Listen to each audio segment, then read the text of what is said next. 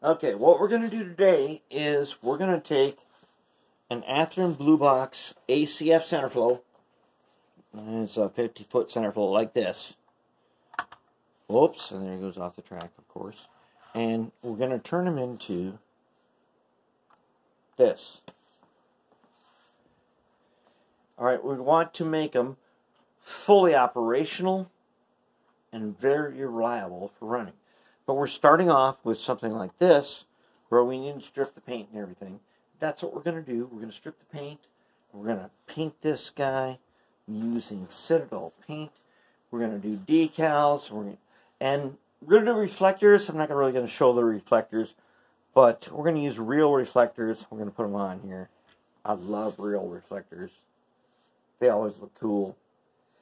And that's what we're going to do. We're going to make this into that. And this is by special request, a friend of mine, John.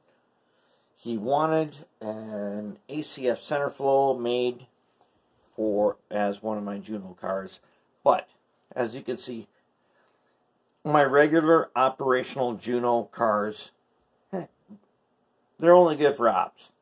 They're not really that great. Actually, they are.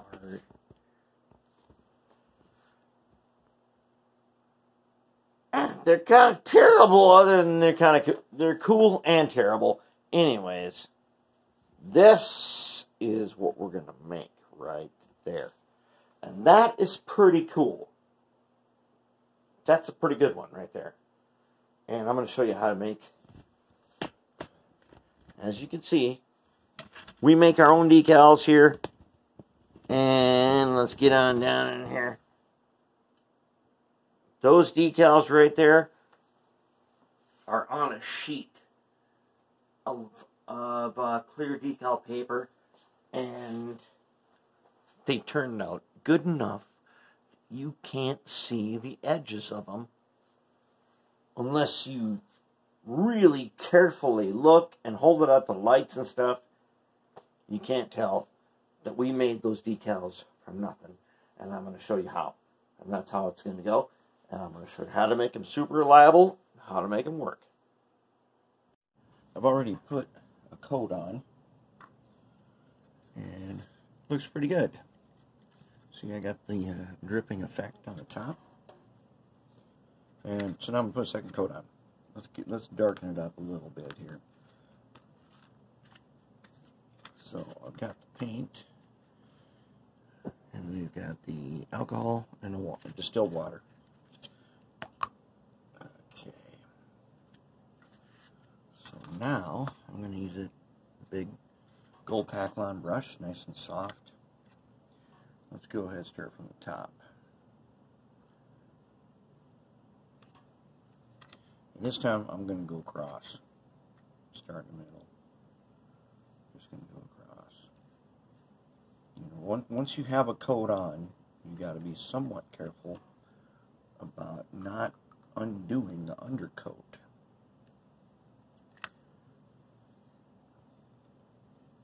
But for the most part, the drips and things, gravity does that. So those you want to kind of keep, because that's the way it would fall in nature, and that's the way it falls here, and that's what we want.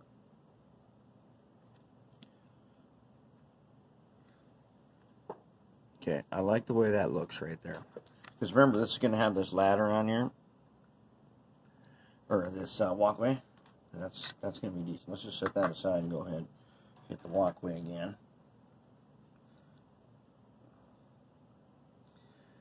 We can add a little water to this. Get a little washing effect.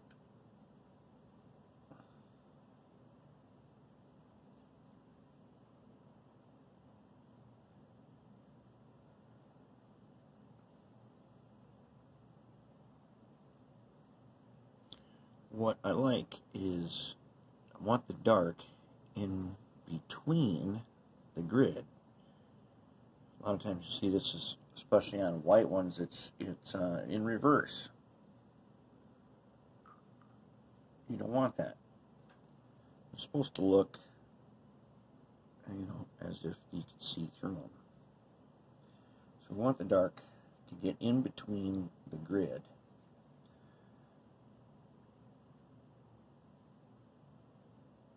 But it doesn't have to be perfect. We can always use panel liner if we want more of that effect. That's pretty good right there. That actually looks pretty good. Now let's go ahead and touch up the bottom here.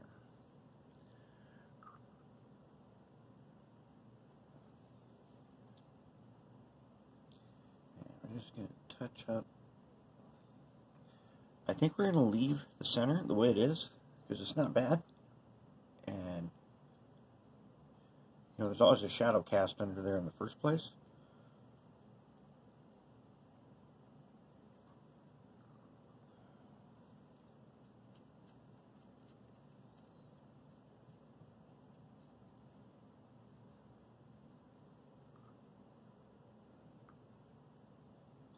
So that's not too bad.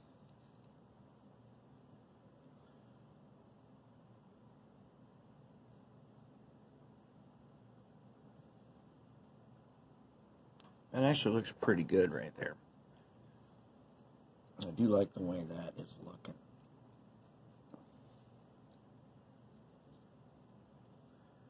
Okay. Let's highlight this other side.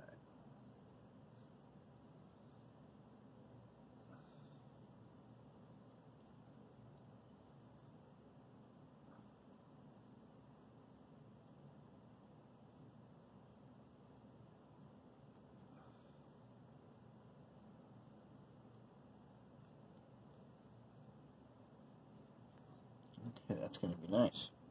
This is going to be a sharp car.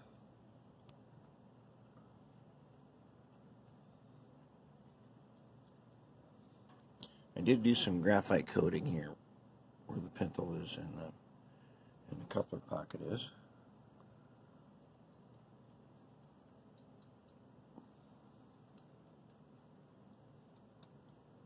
Here, otherwise we're going to leave it because that's all we can see. Okay. Now let's hit these guys again. Now on top, I kind of like them to be very light colored, as if they have been loaded a lot. They'll have that dust on them. We're going to hit them a little bit.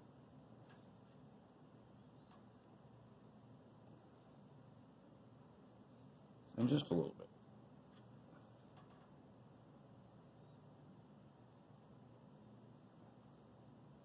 We're not caking it on everywhere. Contrast paint has contrast. That's why it's called contrast paint. But it works best when you don't have to use so much. And you will get a random effect, which I love the random effect.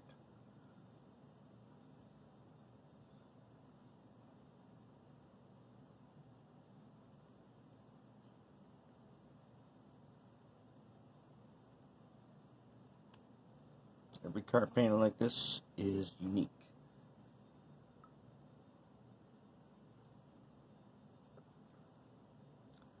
Yep, they're the same color and everything, but they all have just a slightly different pattern to them. There, very nice. Okay, let's paint these ends, and then we'll go back to the main body again and get its sides, and then we'll be done.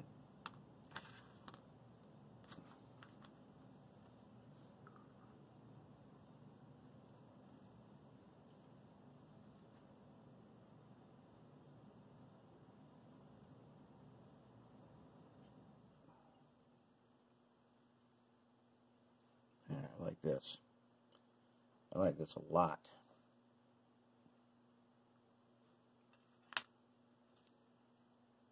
That has a great look to it.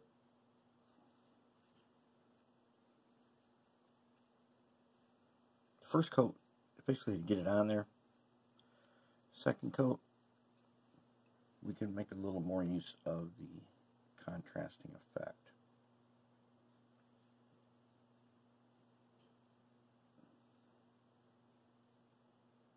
There. Alright, let's go back to this guy. It's not totally dry yet. That's okay. Now we're going to get these sides again.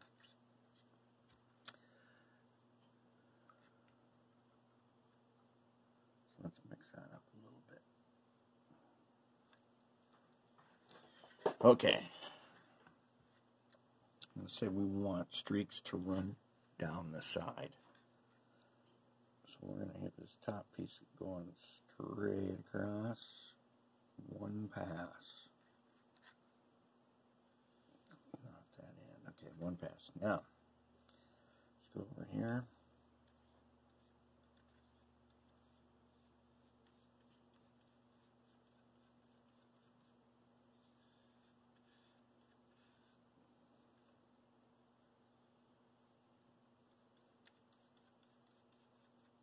We'll get our streaks running straight down.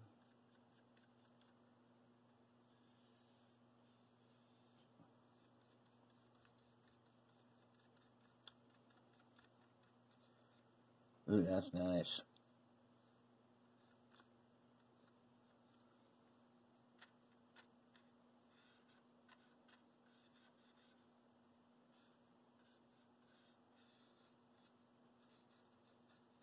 One side, yep. That's really nice. Beauty. This is going to be beautiful.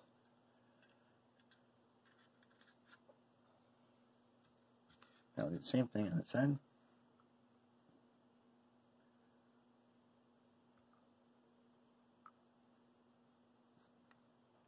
So I want one pass across the top.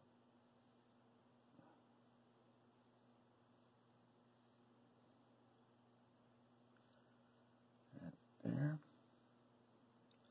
Then I want to work my way down.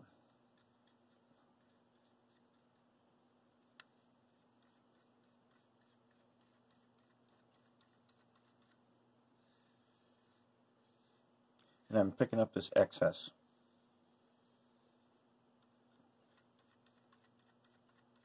I want some of that excess for the effect.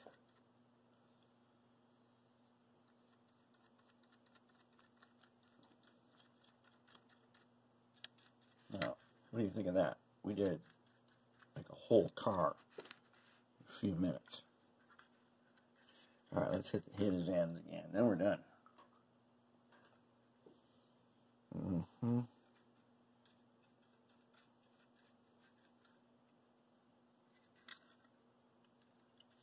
So it does have a bit of what some people would call a weathered effect. However, you know me, I don't like rust buckets.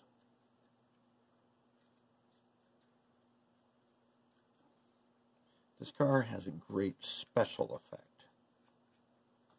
So you're not really sure if it's really weathered or not. It just looks like it's been out there working on the railroad. All right. There it is. Now we're gonna gloss coat it so we can do some decals. And we're gonna put them together. Here it is with the weights.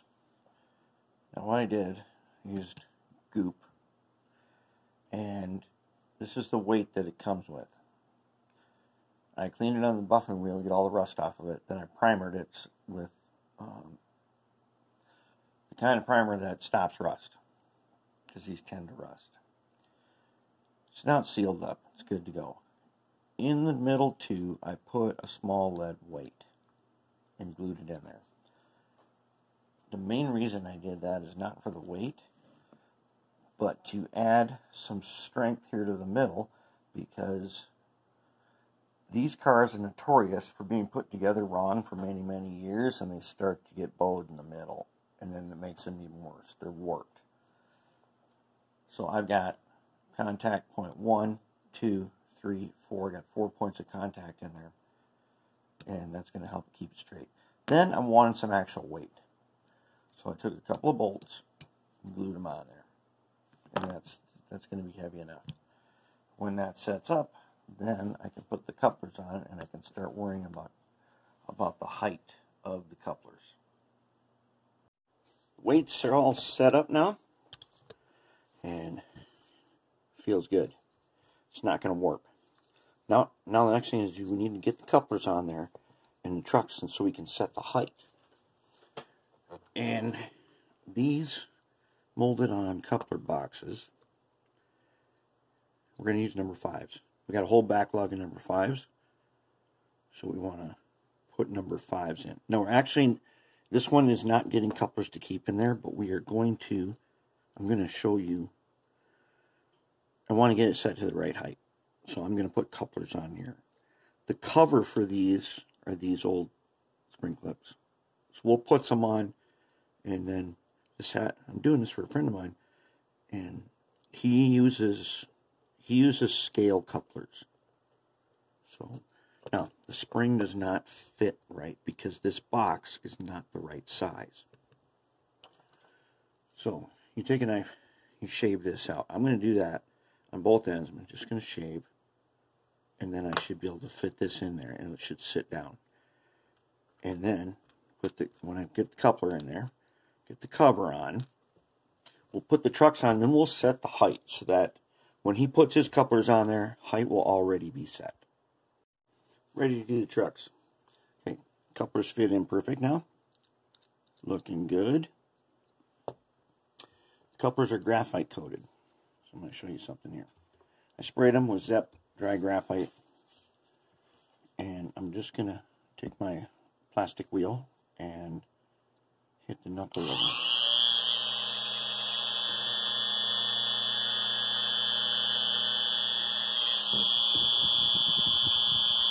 Very nice.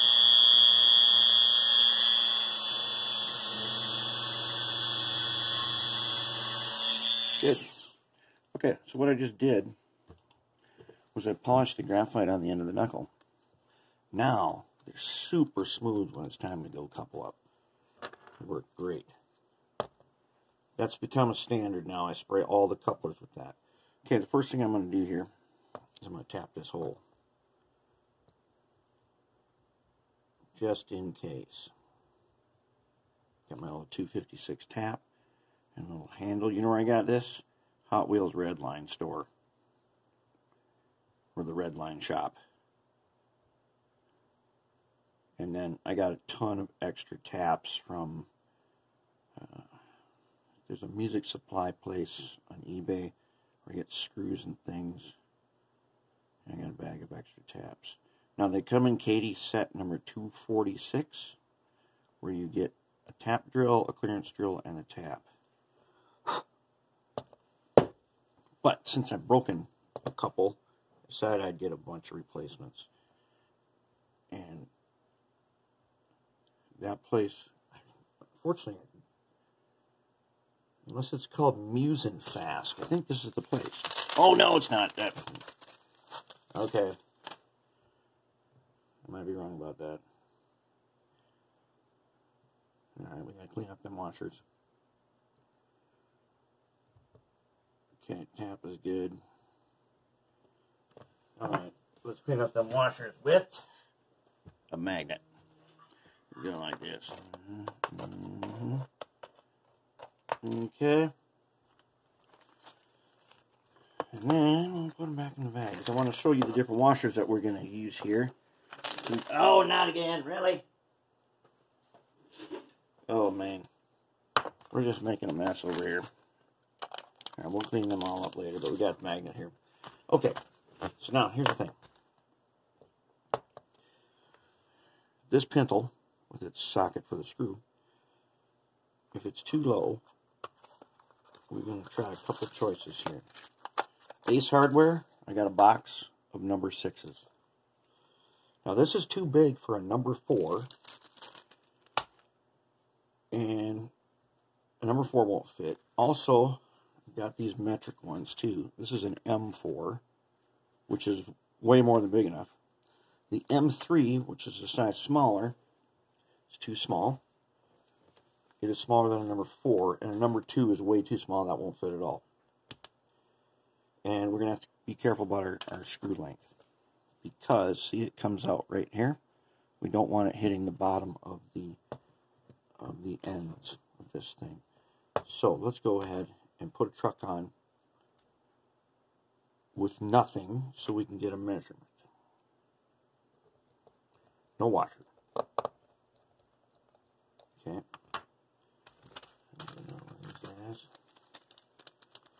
These are 256 screws that are 5/8. Let's check.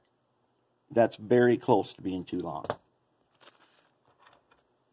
But that's okay, we have different sizes. If we can figure out the height, we can change the screw size.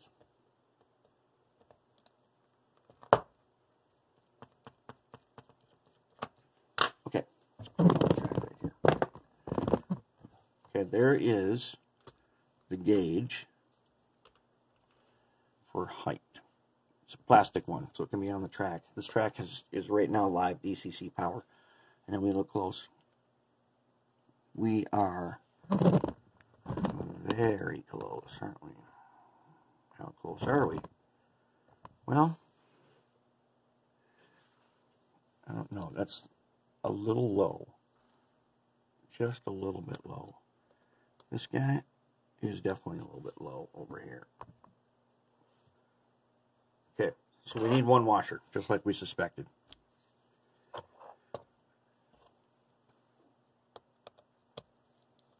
Now the number 6s, these are thicker than these M4s. And I don't think we need the thick one. Okay, now, I don't know if you guys know the differences. When we say standard American measurements, what we mean is SAE, Society of Automotive Engineers. And when we use metric, they start with the letter M. But standard is SAE. Okay. SAE, Society of Automotive Engineers. And if you have Machinery's Handbook, you will find, especially, I like the old versions because they have all kinds of data. You can find those at train shows all the time for a couple bucks. Okay. How are we looking now?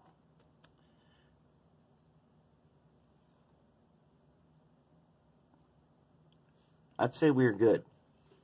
So that's our size. And screw size is not bad. Now that we got the washer in there, I'd say the screw's right on. So there we go. We've got our height. Getting set up here to make some decals. Now for this build, we're making a Juno car. Not like one of my operating cars that looks exactly like this. I have just a sticker on here with the number for operating sessions. All we need are the Juno letters. So, this is a Cricut green sticky mat. I've got a piece of white decal paper on here. If you're going to make decals on the Cricut, here's the prep work. You put your decal paper on here, you go up above the edge a little bit all the way around, and you tape it. The green mat is good because you'll be able to remove the decals later. If you use the purple mat, you're going to be in trouble. The purple one is super sticky. You would use that for vinyl. The green one is not so bad. And this one's been used a ton of times.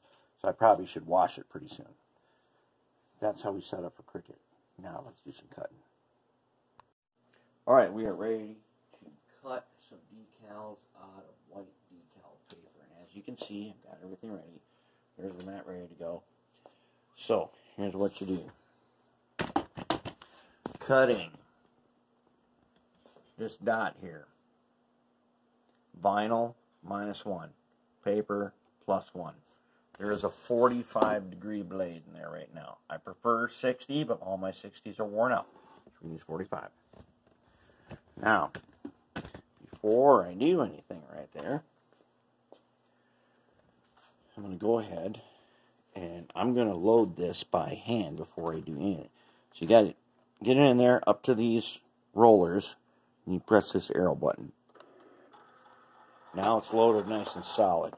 I like to put a book underneath to hold it up. Okay, over on my computer, it's ready to cut.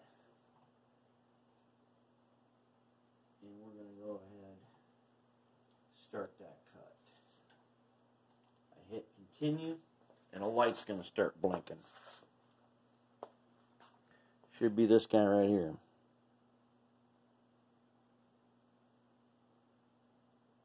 Alright, it's calculated. These are just letters. I just laid them out in the Cricut. It's called Design Space. Alright, okay, set, and okay. Light's blinking. All we gotta do now is press this, and it's gonna start cutting.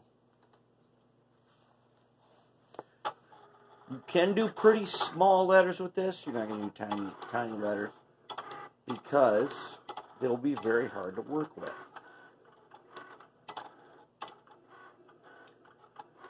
And pretty quick here.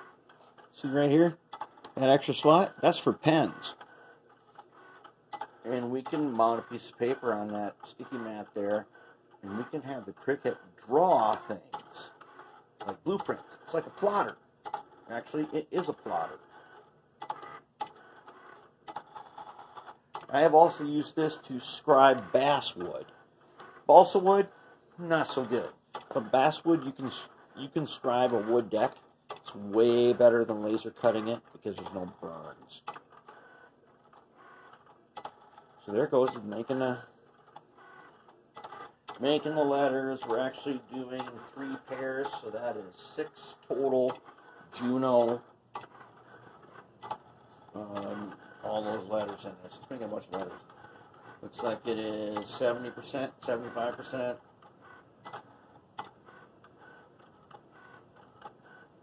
Considering what I'm having it do right now, it's going really fast.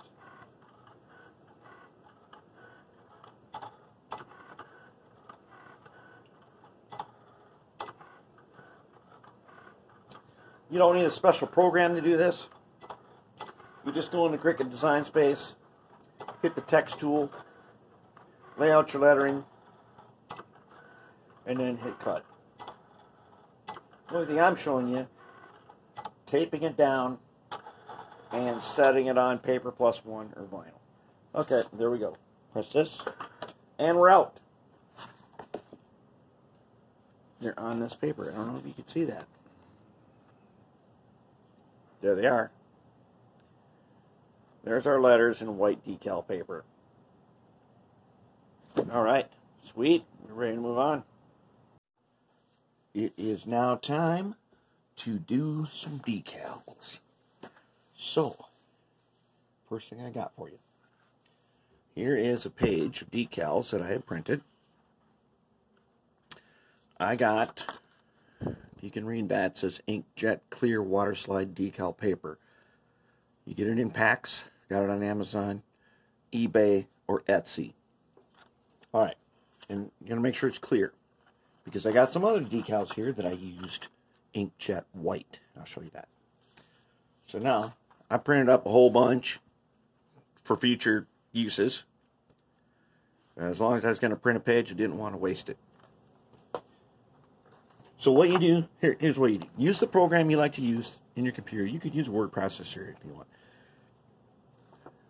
Lay out your decals. Now, if you want to get sophisticated, I suggest you start learning to use Inkscape, which is a free drawing program. It's also used for cutting, but you can lay out lettering like this.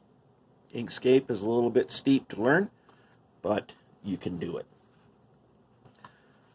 Then I printed it on my $50 photo printer I got at Office Depot.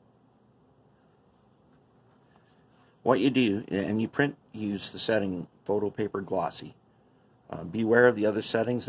My printer happens to be an Epson, and I know because I have some commercial Epson printers that this paper, this is plain photo paper, photo glossy.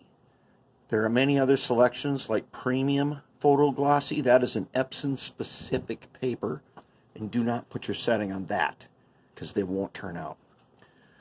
Once you have it printed, and I suggest you print a test page first on a plain sheet of paper, you need to let this dry overnight. Then I sprayed Tester's decal bonder on it. And that's also kind of important. Here's the reason why. Inkjet lettering will dissolve with Solvaset will dissolve it, the lettering. Microsol will dissolve it.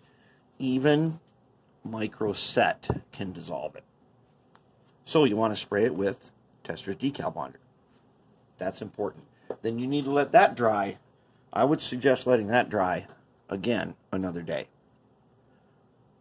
That way, if I rub my finger on this, I'm not smearing nothing. That means I'm good to go. All right, now let's get to it. Here is our Juno car. I've done one side. This is what we're going to do. So, let's flip her over. Now, to set up what I got here, this is a 2-ply paper towel. This is the jar lid from some, I don't know, pickles or something. Okay. When we're doing our homemade decals, you wash this out good with dish soap. Then you put a drop of dish soap on your finger and rub the whole bottom of it. Do not use ammonia in this water for what we're doing today. Use regular Dawn dish detergent. Then I got distilled water in here. Put the distilled water in here and fill it up. As you're doing decals, it'll start to, the water level will drop as things get soaked up, and you put a little more in there. Okay, the dish soap helps with the surface tension, which is very handy. So now, let's go ahead. I'm going to show you what we do. I've already got my decals cut out and trimmed. So let's go ahead and drop them into the water. Okay. All right. And then, maybe we'll save that one for later. Go ahead. See, some of them will drop to the bottom right away because there's very little surface tension. Okay, now we wait. We're going to wait about just a little bit, a few seconds. Okay, now, Microset is what we are using. And a pool noodle so you don't spill it. And a paintbrush dedicated to Microset only. We're not using Microsol except in case of an emergency, which we do not want to have. And we are not using Solvaset. So Microset is the weakest. Microsol is stronger. And Walther Solvaset is stronger yet. And we don't want to use those unless we absolutely have to. This smooth side here, we can get away with using nothing if we do this right. Problem is, some of these decals will curl as they dry. So then we're going to need to use some Microset.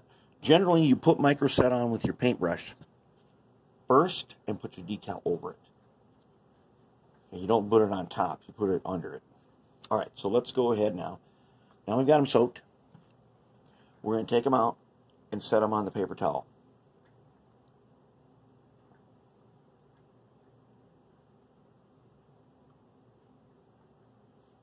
Okay, now we got a piece of 2-ply here, and I have peeled it apart so that I have just 1 ply of the 2-ply paper towel.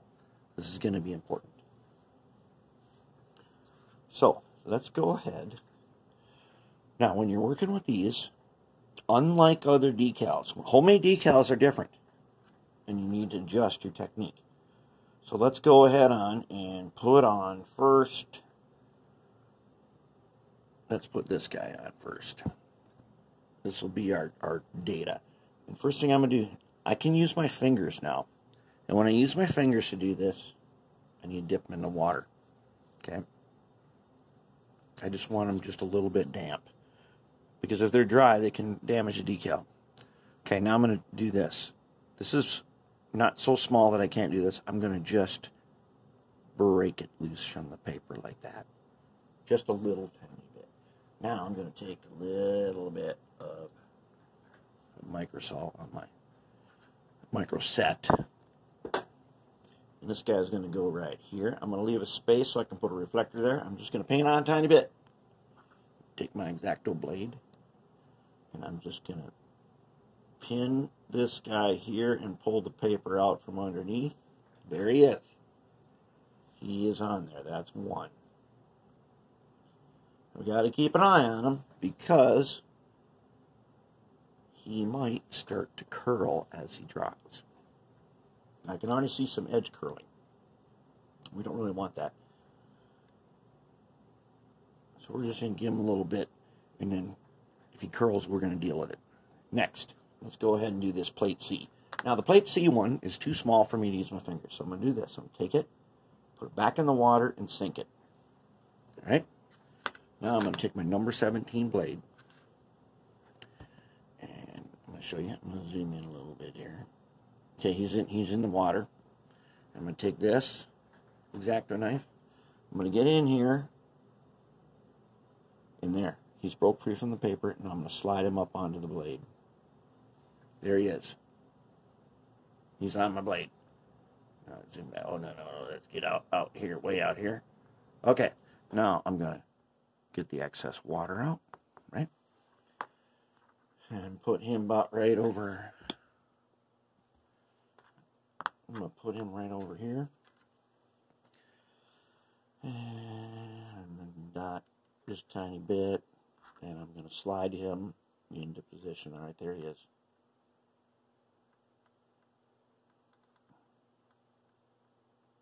Good enough.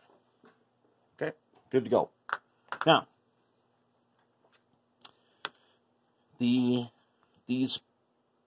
placards here, they are on white decal paper. I printed an entire sheet of these so I could have as many as I want. And here's a corner of, I built these and then I printed out massive sheets of them because I use them all the time. Okay, so he's soaked enough. Let's see if I can break him free. Yep, he's free. So let's go ahead. This one I'm not going to put any microset. I'm going to get him over here towards the edge. I want him about right there because I'm going to put a reflector next to it. Okay, good enough. There he is. I'm going to leave him alone. Now we got to put our signature move on this. Before we do that, we're going to go ahead and take the big number, drop him in the water, and let him soak up for a bit. And we're going to take the old, don't leave the papers in the water because that glue will start to make the water all crappy. Let's just flatten him down in there. Okay, he's good. Now, let's take Mr. Bad Monkey here. He's a problem because he's on white decal paper. And when he gets on there and gets dry, he likes to curl up a lot. We don't like that. That is our signature because I'm doing this one for a friend. So we have to sign it. So I sign it, Bad Monkey. And there he is. Now I'm going to take one of these pieces of the single ply. And this guy, I'm going to go ahead with this guy. I'm going to take this paper, single thing here, and we're going to get it damp like that. Now, when I did that Boxcar Clinic, I did this a lot. I'm going to go ahead and I'm going to press him down. And I know that he is going to want to curl because that's what these thin white papers do, is they curl up. So what I'm going to do is I'm going to put this on here.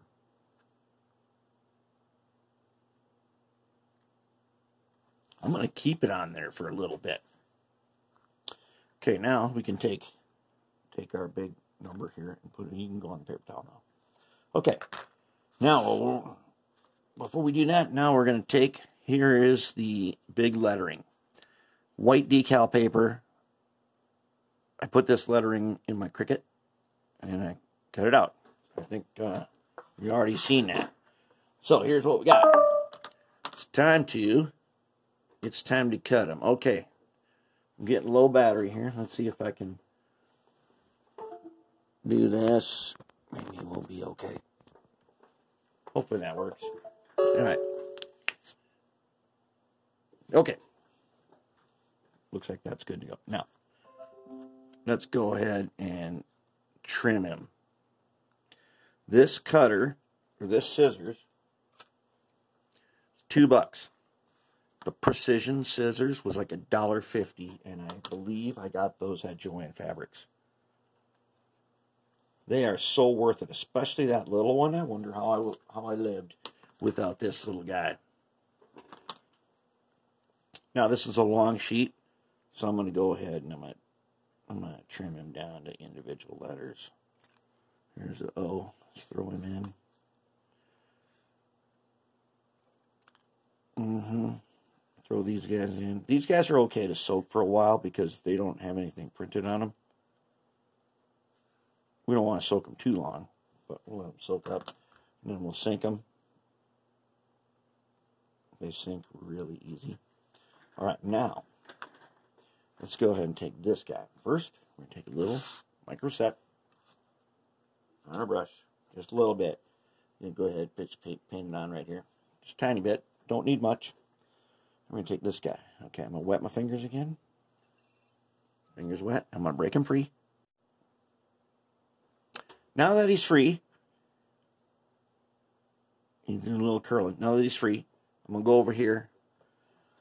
I'm going to put him on, get a little bit of micro set under him, and I'm going to pin him and pull the paper out. There we go. Paper's out. Now I'm going to go ahead and paint this guy with the micro set. He's a big one. I don't want to use so much that I'm going to dissolve lettering. Let's see if we can, there we go. He's in position. Okay. Let's paint his edges a little bit. And he's got some bubbles in him. And we have like a minute of working time that we can use a paintbrush to get the bubbles out. All we gotta do is go in one direction. There's a bubble, we can wipe it out, and that ought to do it right there. Now we're going to paint a little micro set on this guy, because he's getting set. We're going to paint a little on this first guy. Now let's take a look and make sure everybody's straight. I don't think they're all straight. So let's go ahead and, yep, straighten them out, get them squared up. Oh, the big guy is not. There he is. We got a little working time on him. He's a big piece, so that means he's got more strength. There. Okay. We got him. All right. Now, I'm going to wait 5 minutes, and I'll be right back, and I'll put we'll put the white letters on there. We're ready to do the big letters. So now these, I think we can pull this guy back. He's now safe right now. We have to keep an eye on him because those little white ones like to curl around the edges. But let's go ahead and try these big ones. All right, now they're in the water. So I'm going to take my tweezers and I'm going to take the X-Acto. I'm going to peel off the outer stuff and toss it off there so that just the letter will remain on the paper.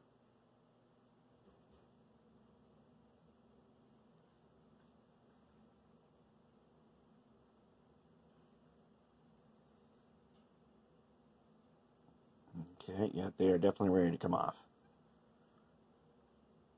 Oops. Okay. Okay. Well, that guy's out. And let's take these guys out and set them on towel. Now, in decals, it's important that your paper towel is a 2-ply. I have tried using 2 single plies, and it's just not as good. Okay, now, we're putting on big letters. How do you know how to put them on? Well, you put the last one on first. And you put it on because it's got to go, it'll line up off of this. So we're going to put the last one on first. Now, I wet my fingers. And I'm going to go ahead and let's go ahead and use this guy. Very carefully, let's move him out. And as long as we got the water here, I can pin him and I can pull the paper out. And then he's still slippery enough. I can maneuver him into position. And because the J is bigger, I need to get him up against, almost against, not totally against, this little ridge here. Okay, that's one. The N is particularly difficult because it likes to fold over on itself, as it is right now.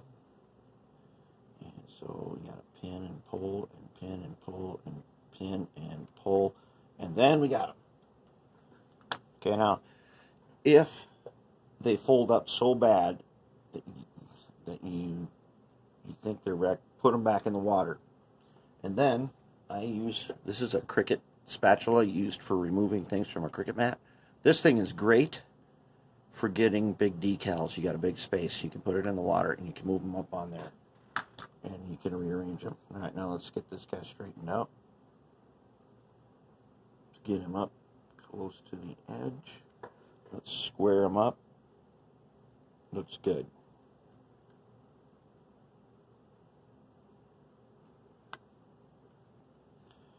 See if we can make him just a little more square. There we go. Okay. Let's go on to the U. The U is also one of those problem guys because you got two long, flimsy legs.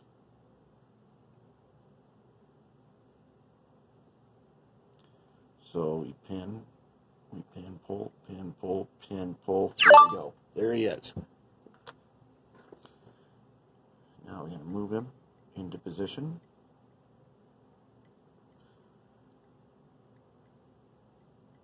If they get too dry, just paint on some water.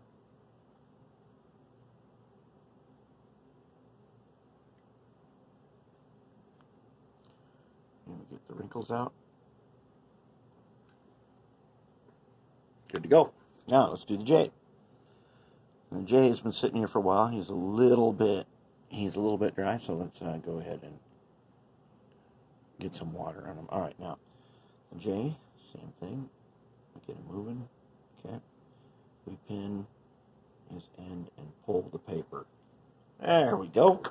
He's on. And then let's put him into position.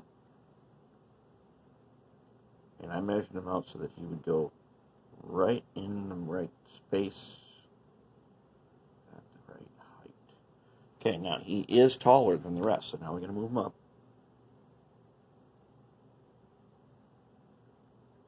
So their tops all match. Gotta get them square. There he is. Now we're going to leave these guys alone, but they've got a bunch of water, and what we're going to do is let it drip down, and we're going to take this guy, this single ply piece that we pulled apart, and we're going to get some of that water out of there. Okay, decals on. Looking good. Now, you see the edge of the decals? There's no way you can hide that from someone who has the eye to find it, but we're going to do something here for two reasons.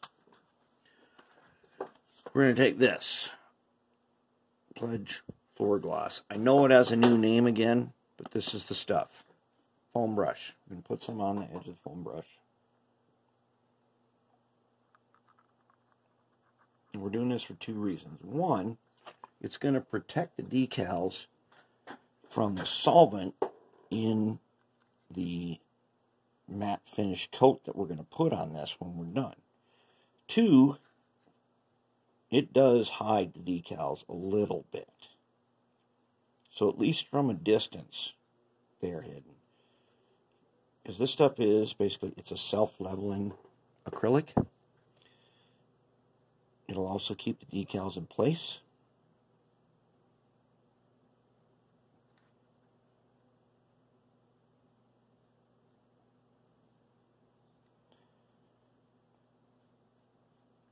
And since we're going to be doing an acrylic finish over this, we should be good to go. And we can see some spots here. We can probably rub out.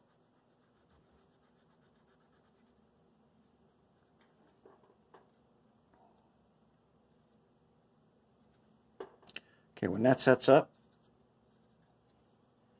we've done this side. Now we're going to check again and do a little more. Doesn't hide 100% of the edge. Nothing does. No matter what you do, it's not going to be always 100% hidden. But it is going to add a protective coating for when we use the acrylic matte finish on this.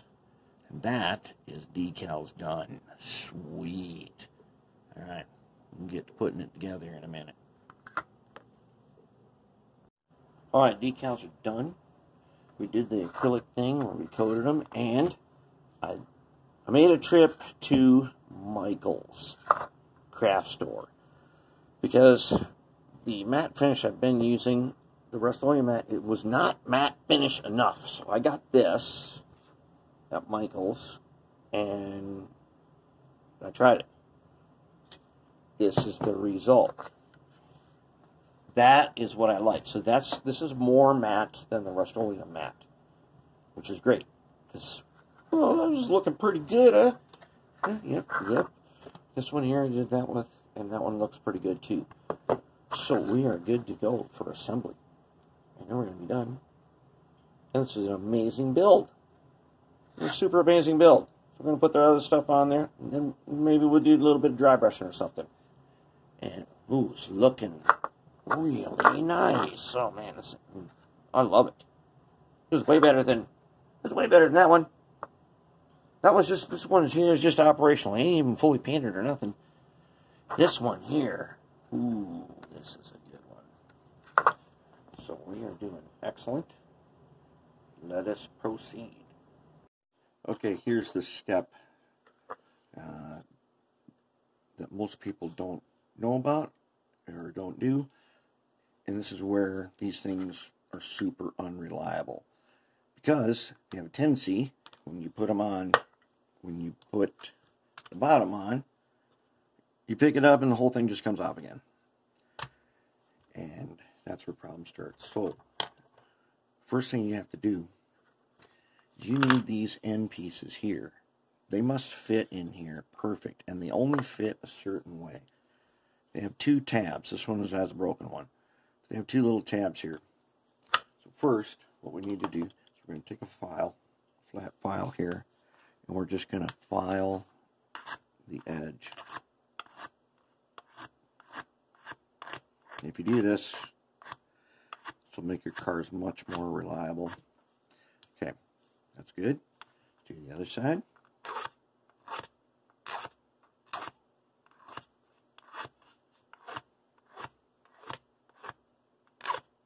Okay, then let's add just a bit of a nub here. Just get next to it a little bit, because there's still enough there that it's going to fit somehow. And we need to get, there's a socket in there with a tab behind it. So these things have to fit in that socket. And it's on the back side, so we're going to just a little bit, and then right next to it. Okay, let's check it. Okay, so now bring it in here, and the tab, lean it way in the inside. Get the tab into the slot there. There we go. That is a good fit. It's not supposed to be tight. It's supposed to be loose. That is how you do it. And we're going to use some goop then. We're going to put it on here. And then this one will be wrapped up. Alright, let's do the final fitting. So, these guys are in here loose. What I'm going to do since I've got working time, I'll take some goop. Get a little bit. And goop has working time. And I'm just going to put a little bit right there. A little bit right there. And then I'm going to set them in there. Okay. Then I'm going to take a little more and wipe it into the corner here.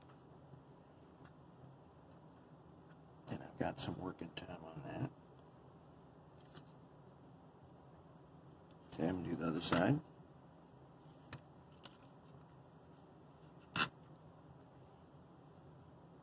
get a little bit right back there, right there, a little bit right there. Okay, let's set him in there.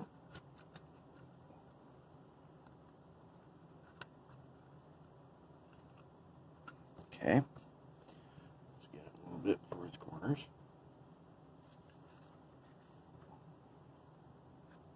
A little bit right there. A little bit right there. Okay, now I need to set them down on here. Brake wheel by the brake cylinder. And there's 2 slots here, right there. And on each end, the bottom's got to fit in between those.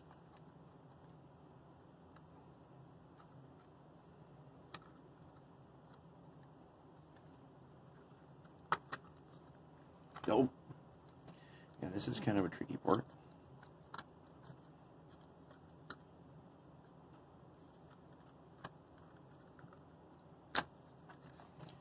All right, come on now.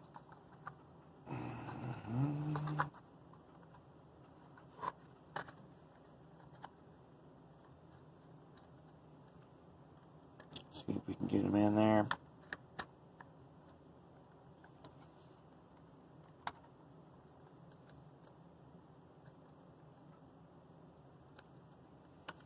Get it lined up to the end. Let's make sure we got this side almost.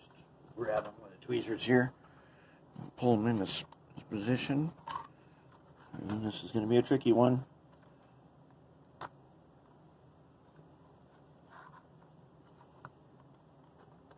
What's tricky is I'm trying to do this so that you can see it.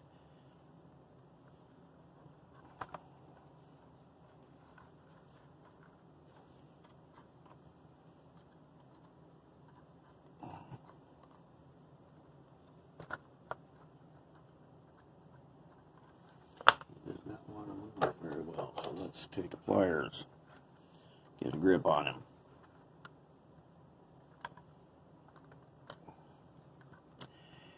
Let's get a grip on him. Oh, okay. Start over. Start from this end this time. Start from the brake end, since that gave us so much trouble.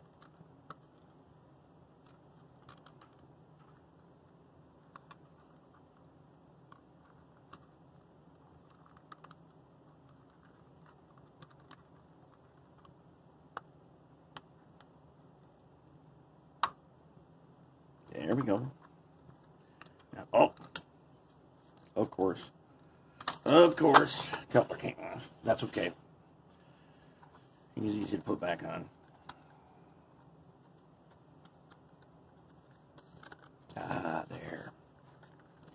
All right, let me do this one. Let me wrestle this for a second here.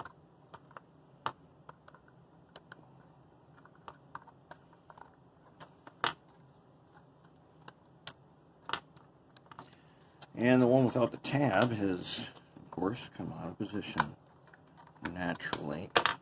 Naturally.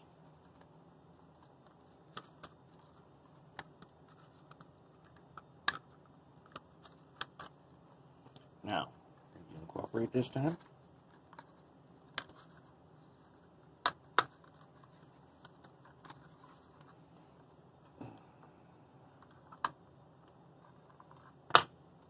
No, you're not, are you?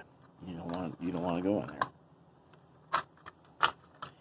No, you do not. You can't glue these and do this because they will not want to. Oh, there it goes. It's in there. They don't want to. If you glue them, they're really hard to put together. All right, now, if everybody's locked down into position, yep. We'll get the coupler back on there, but before we do that, we want to do this. Now what we're going to do is we don't want them to be coming apart all the time. We want them to stay together. And we want to be able to take it apart again, just in case. So we're going to take some goop, and we're going to wipe it under here. In just a couple of places. So that it's not visible.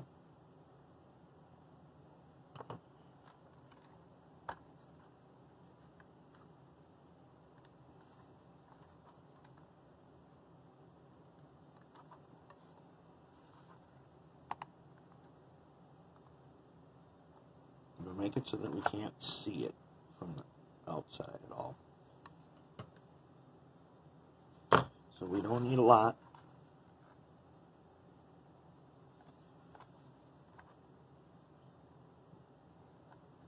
Okay.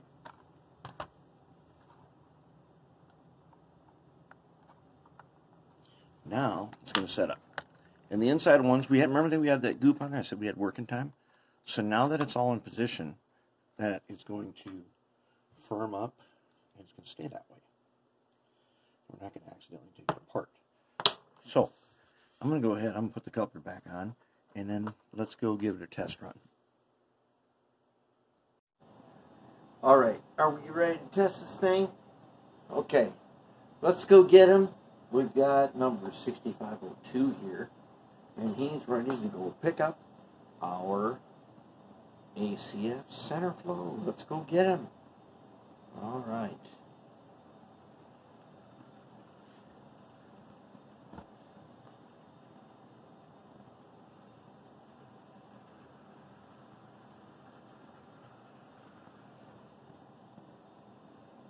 Alright, it's going to pick him up, and boom, he's got him. And let's bring him back. Okay, now we're going to get to see. This is the one we've been working on, plus one of the ones that we did a long time ago. So now, the one we've been working on is for a friend of mine, John, and he wanted a Juno ACF. So we have made one, and here it comes. There it is. Okay, now let's take a look at it from over here. Okay, there they are. Now that is the one we made for him. This is the one we made for operations. Junks, yeah, it doesn't have reflectors on it yet. And it's just got a sticker on it. But that's for operations. It's not... It wasn't made to be prototype or anything. It was made just for ops so you could see the number. But now here's the one we made. Here's the one made for John. Now this one has to go on his layout.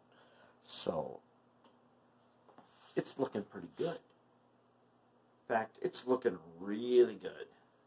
That's what we want. We want to do that. All right, let's drive them around a bit, huh? What do you say? Maybe, take him down the spaghetti bowl. All right, zoom in. Okay, let's take him down the spaghetti bowl a little bit.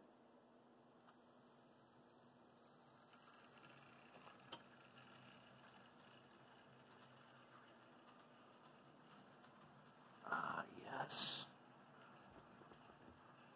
Right through the spaghetti bowl. We'll take him down there a little ways, and then we'll stop him. Let's bring him back then.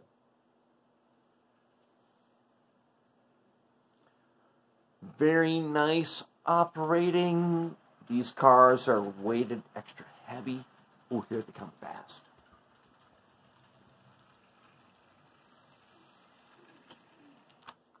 Okay, that is pretty nice. That's what we want to see. Okay, there it is. complete. He's complete. That is how you set up an Athearn Blue Box ACF center pole, center flow, and that's how you make them work. And when you set them up the way we've done, they work great.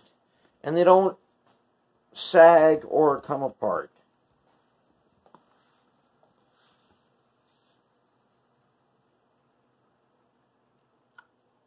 And that's it. That's how it goes.